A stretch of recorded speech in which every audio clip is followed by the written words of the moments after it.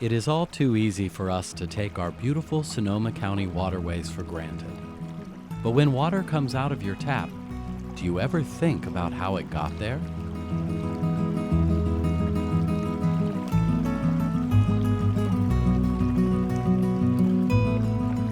I'm sad to say that most folks in Sonoma County are not always aware where their water comes from. It comes from the Russian River. The Russian River is the primary source of drinking water for most of Sonoma County, and it's incumbent upon every one of us to use water wisely. There's never enough to waste. Our water cycle starts with rain. When rainwater falls, it is collected in streams, rivers, and lakes, like the man-made reservoirs Lake Mendocino and Lake Sonoma. The larger lower section of Lake Sonoma is water supply, water used for drinking, agriculture, and recreation. The smaller top section of the reservoir is flood control space, an empty area above the water supply that accommodates as much additional water as possible during storms. This reduces flooding downstream of the reservoir.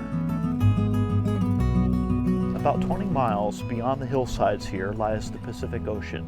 Moist, warm air is coming towards us in the form of clouds, and as it works its way over the ridge lines, it falls as precipitation, rain. Any rainfall within 300 square miles of this area drains into the lake. All of the sediment that carries winds up in the lake, and the lake acts as a holding area for that. So the water leaving the lake is actually cleaner than the water coming in.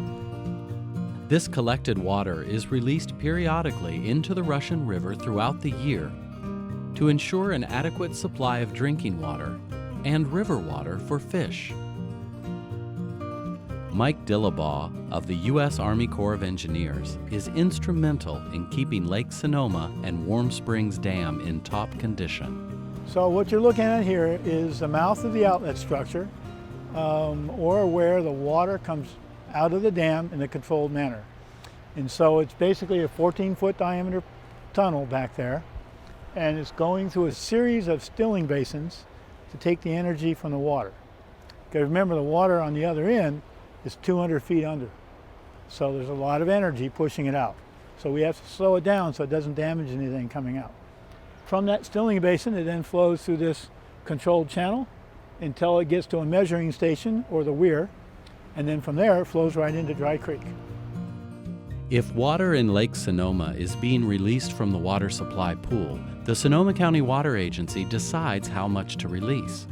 If water in the reservoir rises into the flood control space, the Army Corps takes control of water release. They let water out of the reservoir until the level returns to the water supply pool. Next, water from the Russian River is diverted to infiltration ponds, where it trickles down into the ground and is naturally filtered by sands and gravels. This natural filtration process means we don't need to add a multitude of chemicals to treat our drinking water. When the filtered water is at the correct depth underground, it is pumped up by collector wells near the river.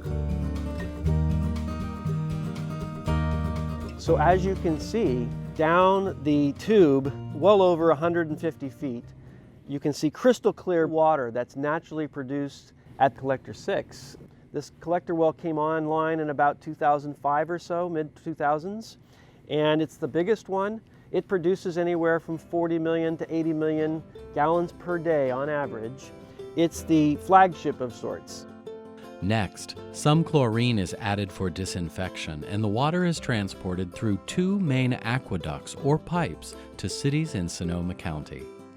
Yeah, I think that the general public is really far removed from the pipes. Yeah, and most people aren't aware that they're there. Jennifer Burke and Rita Miller, deputy directors for the Santa Rosa Water Department, explain how the department manages and maintains its pipeline system.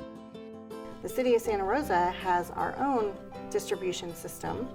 We have 59 physical connections between the Sonoma County Water Agency's aqueducts and our over 600 miles of pipelines that provide water to approximately 54,000 customers.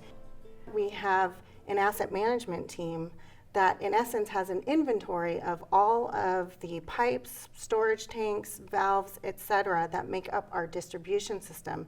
They know the type of material, the age, the condition, and they use that information to ensure that we are maintaining the system, that when we need to replace the system, we're replacing those various pipelines and other fixtures. We do things like making sure that we pump up water during times when it's the least costly and least energy intensive, and then using gravity to have that water flow back to homes. So we're always very conscious of the system and the impacts that we have on the environment.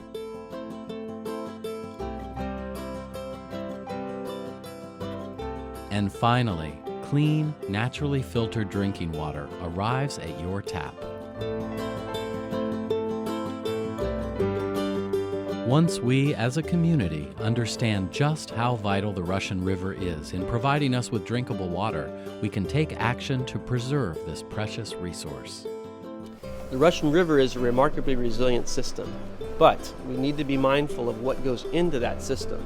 So, for example, the chemicals that you put on your property when you're in the garden or in the backyard, anything that's left over actually ends up down into our storm drains and goes out into our creeks and rivers. Take care of your medicines. We have a safe medicine disposal program that the county and the cities have launched that's going to make sure that folks do not take expired medications and put them down the toilet. What you have to do is properly dispose of your expired medications at a safe medicine disposal program. Turn the water off when you're brushing your teeth. Put a bucket in the shower when you have that water in the morning and reuse that and put it on plants. We're here as a resource. We are reaching out to customers, trying to help them, and we're also encouraging customers to consider their water use. And if they have questions or they have ideas that they may be able to use their water more efficiently, use us as a resource. It's very important that we're mindful of our behavior and how that affects our water supply. I hope that residents of Sonoma County and the North Bay and the North Coast realize how fortunate we are that we have the Russian River as a primary source of drinking water. We can't take that for granted. Being responsible caretakers of our land, water, and wildlife is essential for our survival. Our collective efforts can begin to repair the interconnected web of which we are all a part. Because what affects our water affects us.